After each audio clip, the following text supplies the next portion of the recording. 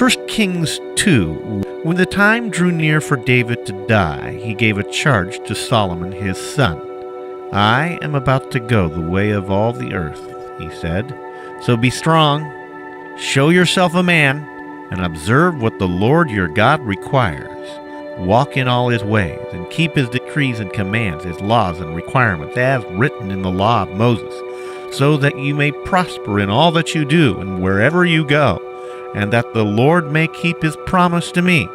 If your descendants watch how they live, and if they walk faithfully before me with all their heart and soul, you will never fail to have a man on the throne of Israel. Now, you yourself know what Joab, son of Zeruiah, did to me, what he did to the two commanders of Israel's armies, Abner son of Ner and Amasa son of Jether. He killed them, shedding their blood in peacetime as if in battle, and with that blood stained the belt around his waist and the sandals on his feet. Deal with him according to your wisdom, but do not let his gray head go down to the grave in peace. But show kindness to the sons of Barzillai of Gilead. Let them be among those who eat at your table. They stood by me when I fled from your brother Absalom.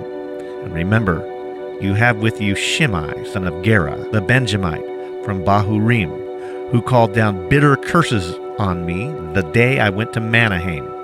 When he came down to meet me at the Jordan, I swore to him by the Lord, I will not put you to death by the sword, but now do not consider him innocent.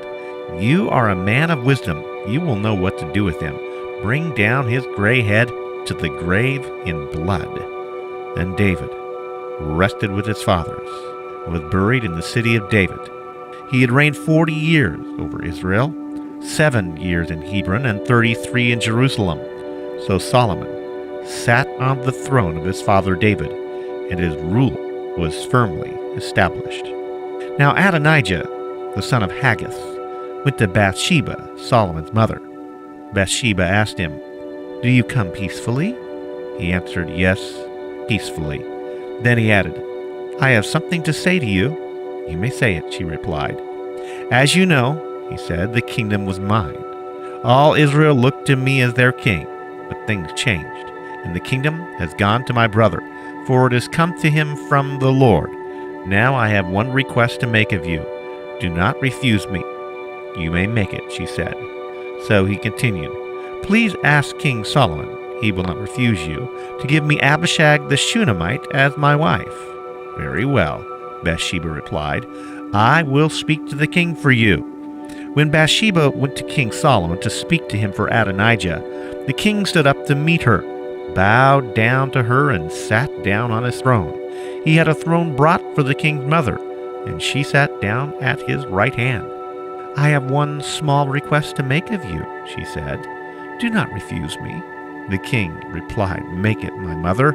I will not refuse you." So she said, "Let Abishag the Shunammite be given in marriage to your brother Adonijah." King Solomon answered his mother, "Why do you request Abishag the Shunammite for Adonijah?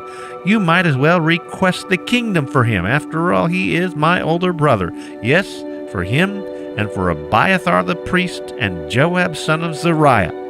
Then King Solomon swore by the Lord, "May God deal with me, be it ever so severely, if Adonijah does not pay with his life for this request. And now, as surely as the Lord lives, he who has established me securely on the throne of my father David, and has founded a dynasty for me as he promised, Adonijah shall be put to death today." So King Solomon gave orders to Benaiah, son of Jehoiada, and he struck down Adonijah, and he died. Solomon said to Abiathar the priest, "Go back to your fields in Anathoth.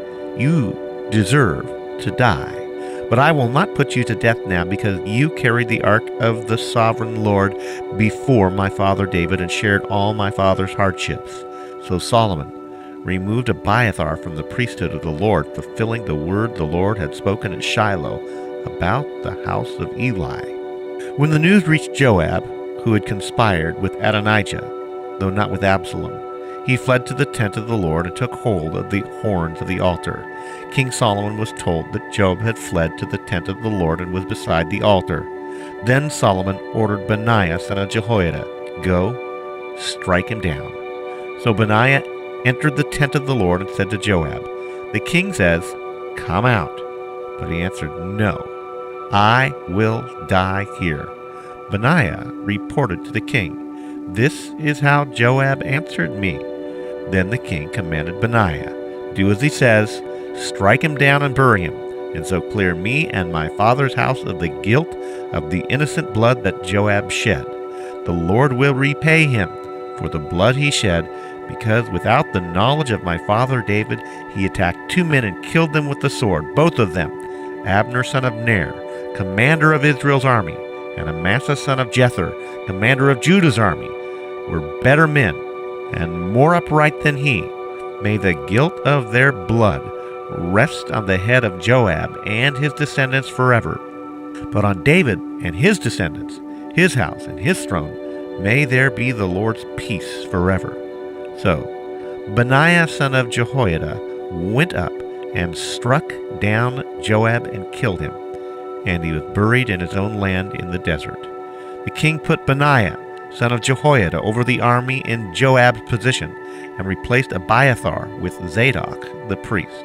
Then the king sent for Shimei and said to him, "Build yourself a house in Jerusalem and live there, but do not go anywhere else. The day you leave and cross the Kidron Valley, you can be sure you will die. Your blood will be on your own head." Shimei answered the king, "What you say is good. Your servant will do as my lord the king has said." And Shimei stayed in Jerusalem for a long time. But 3 years later, 2 of Shimei's slaves run off to Achish, son of Maacah, king of Gath. And Shimei was told, "Your slaves are in Gath." At this he saddled his donkey and went to Achish at Gath in search of his slaves. So Shimei went away and brought the slaves back from Gath. When Solomon was told that he had gone from Jerusalem to Gath and returned, the king summoned him and said to him, "Did I not make you swear by the Lord and warn you, on the day you leave to go anywhere else, you can be sure you will die? At that time you said to me, 'What you say is good, I will obey.' Why then did you not keep your oath to the Lord and obey the command I gave you?" The king also said to him, "You know in your heart all the wrong you did to my father David. Now the Lord will repay you for your wrongdoing. But King Solomon will be blessed, and David's throne will remain secure before the Lord forever." Then the king gave the order to Benaiah son of Jehoiada, and he went out and struck Shimei down and killed him. The kingdom was now firmly established in Solomon's hands.